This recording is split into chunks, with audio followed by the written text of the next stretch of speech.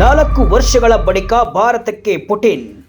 Range rover ಬಿಟ್ಟು Fortuner ಏರಿದ್ದೇಕೆ? Vijaya Karnataka web ವೀಕ್ಷಕರಿಗೆ ನಮಸ್ಕಾರ. ನಾನು ಶಿವಮೂರ್ತಿ ಸೊರಬ. ರಷ್ಯಾದ ಅಧ್ಯಕ್ಷ ಪುಟಿನ್ ಭಾರತಕ್ಕೆ ಬಂದಿದ್ದಾರೆ. ಉಕ್ರೇನ್ ಯುದ್ಧದ ನಡುವೆಯೂ ಪುಟಿನ್ ಅವರ ಈ ಭಾರತ ಭೇಟಿ ಜಗತ್ತಿನ ಗಮನವನ್ನ ಸೆಳೆದಿದೆ.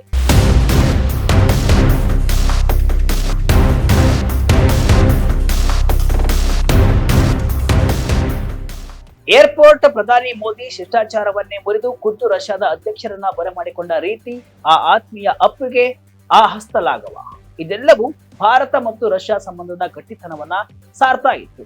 ಆದ್ರೆ ಇವೆಲ್ಲದರ ನಡುವೆ ಎಲ್ಲರ ಕಣ್ಣು ಬಿದ್ದಿದ್ದು ಮಾತ್ರ ಪ್ರಧಾನಿ ಮೋದಿ ಮತ್ತು ಪುಟಿನ್ ಪ್ರಯಾಣಿಸಿದ ಆ ಬಿಳಿ ಬಣ್ಣದ ಕಾರಿನ ಮೇಲೆ.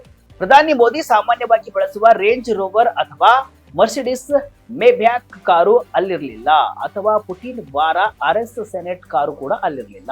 ಬದಲಾಗಿ ಅಲ್ಲಿದ್ದು ಜಪಾನ್ ಮೂಲದ ಟೊಯೋಟಾ ಫಾರ್ಚುನರ್ ಕಾರು. ವಿಶ್ವದ 2 ಬಲಿಷ್ಠ ರಾಷ್ಟ್ರಗಳ ನಾಯಕರು ಯುರೋಪಿಯನ್ ಐಷಾರಾಮಿ ಕಾರುಗಳನ್ನ ಬಿಟ್ಟು ಈ ಟೊಯೋಟಾ ಫಾರ್ಚುನರ್ ಅನ್ನೇ ಆಯ್ಕೆ ಮಾಡಿಕೊಂಡಿದ್ದು ಯಾಕೆ ಎಂಬುದು ಭಾರಿ ಚರ್ಚೆ ಆಗ್ತಾ ಇದೆ. ಆದ್ರೆ ಇದರ ಹಿಂದೆ ಬಿಗ್ ಕಾರಣ ಕೂಡ ಇದ್ದು, ಪಾಶ್ಚಿಮಾತ್ಯ ರಾಷ್ಟ್ರಗಳಿಗೆ ಫಾರ್ಚುನರ್ ಡಿಪ್ಲೊಮಸಿ ಮೂಲಕ ತಿರುಗೇಟನ್ನ ನೀಡಿದ್ದಾರೆ. ಏನದು? ಇದರ ಜೊತೆ ಉಕ್ರೇನ್ ಯುದ್ಧದ ಬಗ್ಗೆ ಮೋದಿ ಪುಟಿನ್ಗೆ ಹೇಳಿದ್ದೇನು? ಮೋದಿ ಮಾತನ್ನ ಪುಟಿನ್ ಕೇಳಿದ್ರ ಎಂಬುದನ್ನ ಈ ವಿಡಿಯೋದಲ್ಲಿ ನೋಡೋಣ.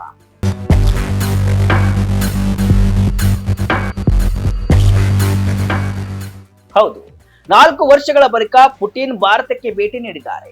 ಹಲವು ಕಾರಣಕ್ಕೆ ಈ ಬಾರಿಯ ಪುಟಿನ್ ಭೇಟಿ ಜಗತ್ತಿನ ಗಮನವನ್ನ ಸೆಳೆದಿತ್ತು. ಪ್ರಧಾನಿ ಮೋದಿ ಅವರೇ ಟಾರ್ಮ್ಯಾಕ್ ನಲ್ಲಿಗೆ ಪುಟಿನ್ ಅವರನ್ನ ಬರಮಾಡಿಕೊಂಡು ಆತ್ಮೀಯ ಅಪ್ಪಿಗೆಯೊಂದಿಗೆ ಸ್ವಾಗತಿಸಿದ್ರು. ನಂತರ ಇಬ್ಬರು ನಾಯಕರು ಒಂದೇ ಕಾರ್ನಲ್ಲಿ ಪ್ರಧಾನಿಯವರ ನಿವಾಸಕ್ಕೆ ಖಾಸಗಿ ಡಿನ್ನರ್ಗೆ ತೆರಳಿದ್ರು. ಆದರೆ ಇಲ್ಲಿ ಗಮನವನ್ನ ಸೆಳೆದ ವಿಚಾರ ಏನಪ್ಪಾ ಅಂತಂದ್ರೆ, ಪ್ರಧಾನಿ ಮೋದಿ ಈ ಪ್ರಯಾಣಕ್ಕಾಗಿ ತಮ್ಮ ನೆಚ್ಚಿನ ರೇಂಜ್ ರೋವರ್ ಬದಲಿಗೆ ಬಿಳಿ ಬಣ್ಣದ ಟೊಯೋಟಾ ಫಾರ್ಚುನರ್ ಅನ್ನ ಆರಿಸಿಕೊಂಡಿದ್ರು. ಈ ಫಾರ್ಚುನರ್ ಸಿಗ್ಮಾ 4 ಮ್ಯಾನ್ಯುವಲ್ ಗಾಡಿ ಆಗಿದೆ.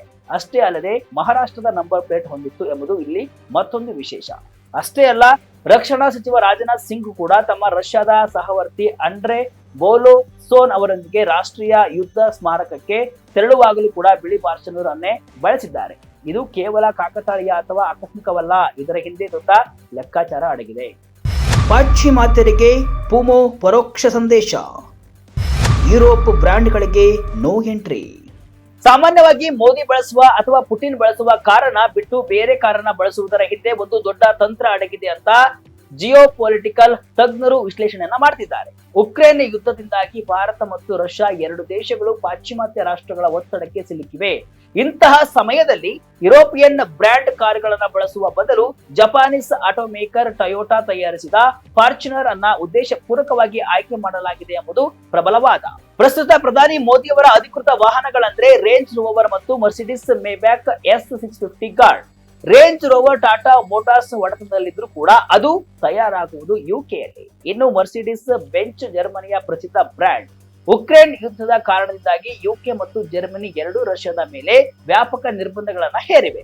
ಜೊತೆಗೆ ಉಕ್ರೇನ್ಗೆ ಶಸ್ತ್ರಾಸ್ತ್ರಗಳನ್ನ ಪೂರೈಸುವಲ್ಲಿ ಮುಂಚೂಣಿಯಲ್ಲಿವೆ.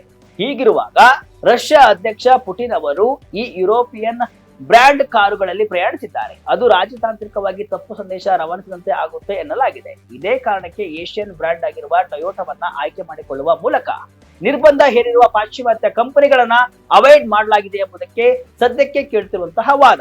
ಸಾಂಕೇತಿಕವಾಗಿ ಉಭಯ ನಾಯಕರು ಫಾರ್ಚುನರ್ ನಲ್ಲಿ ಮುಂದೆ ಸಾಗಿದ್ರೆ, ಪ್ರಧಾನಿ ಮೋದಿಯವರ ರೇಂಜ್ ರೋವರ್ ಮತ್ತು ಪುಟಿನ್ ಅವರ ಸ್ವಂತ RS ಸೆನೆಟ್ ಕಾರುಗಳು ಫಾರ್ಚುನರ್ ನ ಹಿಂದೆ ಬೆಂಗಾವಲಾಗಿ ಸಾಗಿದ್ವು. ಇದು ಕೂಡ ಒಂದು ಸಂದೇಶ ಎನ್ನಲಾಗಿದ್ದು, ಇನ್ಮೇಲೆ ಏಷ್ಯಾದ ಉತ್ಪನ್ನಗಳ ಹಿಂದೆ, ಏಷ್ಯಾದ ರಾಷ್ಟ್ರಗಳ ಹಿಂದೆ ಪಾಶ್ಚಿಮಾತ್ಯ ರಾಷ್ಟ್ರಗಳು ಬರಬೇಕು ಎಂಬ ಸಿಗ್ನಲ್ ಅನ್ನ ಪುಟಿನ್ ಹಾಗೂ ಮೋದಿ ನೀಡಿದ್ದಾರೆ ಅಂತ ಹೇಳಲಾಗ್ತಿದೆ. ಕಾರು ಆಯ್ಕೆಗೆ ಲಾಜಿಸ್ಟಿಕ್ಸ್ ಕಾರಣವಿದೆಯಾ? ಮೋದಿ ಕಾರಲ್ಲಿ ಅನುವಾದಕರಿಗೆ ಸೀಟ್ ಇದ್ದಿಲ್ವಾ? ಆದ್ರೆ ಈ ರಾಜಕೀಯ ಲೆಕ್ಕಾಚಾರಗಳ ಆಚೆಗೆ ಕಾರು ಬದಲಾವಣೆಗೆ ಮತ್ತೊಂದು ಪ್ರಾಕ್ಟಿಕಲ್ ರೀಸನ್ ಕೂಡ ಇದೆ. ಅದೇನಪ್ಪಾ ಅಂತಂದ್ರೆ ಸಿಟ್ಟಿಂಗ್ ಕಾನ್ಫಿಗರೇಷನ್, ಅಂದ್ರೆ ಆಸನ ವ್ಯವಸ್ಥೆ. ಪ್ರಧಾನಿ ಮೋದಿ ಅವರ ರೇಂಜ್ ರೋವರ್ ನಲ್ಲಿ 3ನೇ ಸಾಲಿನಲ್ಲಿ ಆಸನಗಳು ಇಲ್ಲ. ಪುಟಿನ್ ಮತ್ತು ಮೋದಿ ಅವರು ಒಂದೇ ಕಾರಿನಲ್ಲಿ ಚರ್ಚಿಸುತ್ತಾ ಹೋಗುವಾಗ ಅದರ ನಡುವೆ ಸಂವಹನ ನಡೆಸಲು ಇಂಟರ್ಪ್ರಿಟರ್ಗಳು ಅಥವಾ ಭಾಷಾಂತರಕಾರರ ಅಗತ್ಯವಿರುತ್ತೆ. ರೇಂಜ್ ರೋವರ್ ನಲ್ಲಿ ಇದಕ್ಕೆ ಜಾಗದ ಕೊರತೆ ಇದೆ. ಆದ್ರೆ ಟೊಯೋಟಾ ಫಾರ್ಚುನರ್ ನಲ್ಲಿ ಹೆಚ್ಚುವರಿ ಸಾಲಿನ ಆಸನ ಲಭ್ಯವಿದೆ. ಮೂಲಗಳ ಪ್ರಕಾರ ಮೋದಿ ಮತ್ತು ಪುಟಿನ್ ಕಾರು ಏರುವ ಮುನ್ನವೇ ಭಾಷಾಂತರಕಾರರು ಹಿಂದಿನ ಸೀಟ್ ನಲ್ಲಿ ಕುಳಿತಿದ್ರು. ಈ ಕಾರಿನ ಆಯ್ಕೆಗೆ 2 ದೇಶಗಳ ಭದ್ರತಾ ತಂಡಗಳು ಒಪ್ಪಿಗೆಯನ್ನ ಸೂಚಿಸಿದ್ವು ಅಂತ ಹೇಳಲಾಗ್ತಿದೆ. ಆದರೆ ಕಾರಣ ಏನೇ ಇರಲಿ ಈ ನಡೆ ಇಂಟರ್ನ್ಯಾಷನಲ್ ಲೆವೆಲ್ನಲ್ಲಿ ದೊಡ್ಡ ಚರ್ಚೆಗೆ ಕಾರಣವಾಗಿದೆ. ರಷ್ಯಾಗೆ ನಿರ್ಬಂಧ ಹೇರಿದ ರಾಷ್ಟ್ರಗಳ ಬ್ರ್ಯಾಂಡ್ಗಳು, ಇದು ಫಾರ್ಚುನರ್ ಡಿಪ್ಲೊಮಸಿ ಎಂದ ನೆಟ್ಟಿಗರು. ಇನ್ನು ಮೋದಿ ಪುಟಿನ್ ನಡೆ ಸಾಮಾಜಿಕ ಜಾಲತಾಣಗಳಲ್ಲಿ ಫಾರ್ಚುನರ್ ಡಿಪ್ಲೊಮಸಿ ಅಂತ ವೈರಲ್ ಆಗ್ತಾ ಇದೆ. ರಕ್ಷಣಾ ವಿಶ್ಲೇಷಕ ಕರ್ನಲ್ ರೋಹಿತ್ ದೇವ್ ಅವರು ಟ್ವೀಟ್ ಮಾಡಿ ಇದು ಪಶ್ಚಿಮಕ್ಕೆ ಒಂದು ಸಂದೇಶವತ್ತ ಹೇಳಿದ್ದಾರೆ. ಇನ್ನು ಬಿಜೆಪಿ ವಕ್ತಾರ ಶಹಜಾದ್ ಪೂನಾವಾಲಾ ಕೂಡ ಇಬ್ಬರು ನಾಯಕರು ಪ್ರಧಾನಿಯವರ ಫಾರ್ಚುನರ್ ಕಾರನ್ನ ಏರಿದ್ದು ಬುದ್ಧಿವಂತರಿಗೆ ಮಾತ್ರ ಈ ನಡೆಯ ಹಿಂದಿನ ಅರ್ಥ ತಿಳಿಯುತ್ತೆ ಅಂತ ಮಾರ್ಮಿಕವಾಗಿ ಟ್ವೀಟ್ ಅನ್ನ ಮಾಡಿದ್ದಾರೆ.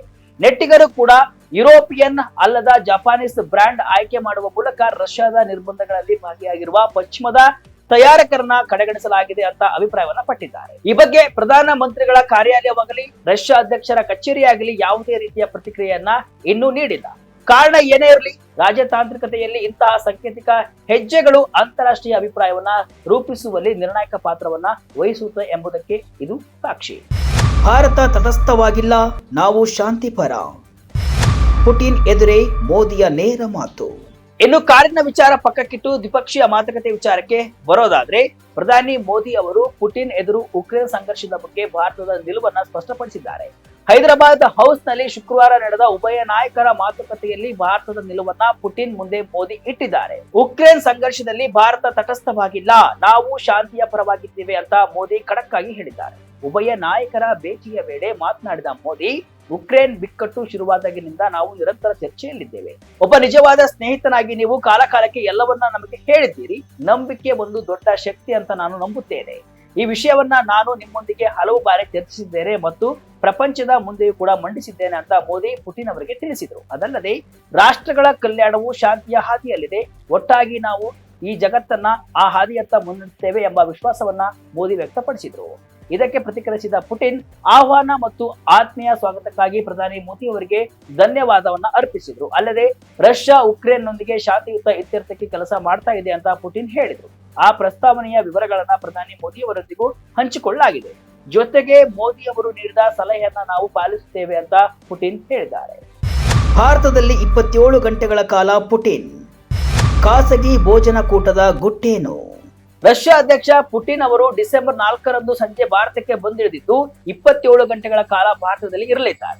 ಪ್ರಧಾನಿ ಮೋದಿ ವಿಮಾನ ನಿಲ್ದಾಣಕ್ಕೆ ಹೋಗಿ ಅವರನ್ನ ಬರಮಾಡಿಕೊಂಡ ನಂತರ ಇಬ್ಬರು ನಾಯಕರು ಒಂದೇ ಕಾರ್ನಲ್ಲಿ ತೆರಳಿ ರಾತ್ರಿ ಖಾಸಗಿ ಭೋಜನವನ್ನ ಸೇವಿಸಿದ್ರು.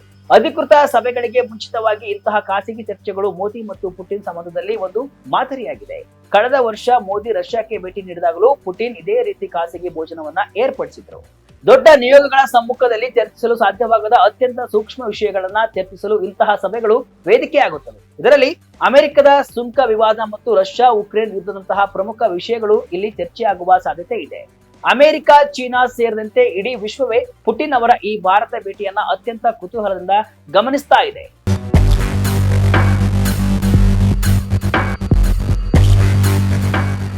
ಒಟ್ಟಿನಲ್ಲಿ 4 ವರ್ಷಗಳ ನಂತರ ನಡೆದ ಪುಟಿನ್ ಅವರ ಈ ಭಾರತ ಭೇಟಿ ಕೇವಲ ರಾಜತಾಂತ್ರಿಕ ಮಾತುಕತೆಗಳಿಗೆ ಮಾತ್ರವಲ್ಲದೆ ಫಾರ್ಚುನರ್ ಡಿಪ್ಲೊಮಸಿಯ ಮೂಲಕವೂ ಕೂಡ ಹೊಸ ಸಂಚಲನವನ್ನ ಮೂಡಿಸಿದೆ. ಪಶ್ಚಿಮದ ನಿರ್ಬಂಧಗಳ ನಡುವೆಯೂ ಭಾರತ ಮತ್ತು ರಷ್ಯಾ ತಮ್ಮ ಸ್ನೇಹವನ್ನ ಜಗತ್ತಿಗೆ ಸಾರಿ ಹೇಳಿದೆ. ಕಾರಿನ ಆಯ್ಕೆ ತಾಂತ್ರಿಕತೆಯೋ ಅಥವಾ ತಂತ್ರಗಾರಿಕೆಯೋ, ಆದರೆ ಅದು ರವಾನಿಸಿದ ಸಂದೇಶ ಮಾತ್ರ ಸ್ಪಷ್ಟವಾಗಿದೆ. ಭಾರತ ಶಾಂತಿಯ ಪರವಾಗಿದೆ, ಆದರೆ ತನ್ನ ಹಳೆಯ ಮಿತ್ರನನ್ನ ಬಿಟ್ಟುಕೊಡುವುದಿಲ್ಲ ಎಂಬ ಸಂದೇಶವನ್ನ ಮೋದಿ ಈ ಭೇಟಿಯ ಮೂಲಕ ಜಗತ್ತಿಗೆ ನೀಡಿದ್ದಾರೆ. ಇದಿಷ್ಟು ಇವತ್ತಿನ ವಿಶೇಷ. ಇದೇ ರೀತಿ ಹಲವು ವಿಶ್ಲೇಷಣೆ ಮಾಹಿತಿ ಅಷ್ಟೇ ಅಲ್ಲ, ಮನೋರಂಜನೆಯ ವಿಡಿಯೋಗಳಿಗಾಗಿ ವಿಜಯ ಕರ್ನಾಟಕ ವೆಬ್ಸೈಟ್, ಫೇಸ್ಬುಕ್ ಹಾಗೂ ಯೂಟ್ಯೂಬ್ ಪೇಜ್ ಅನ್ನು ಫಾಲೋ ಮಾಡಿ. ಧನ್ಯವಾದಗಳು.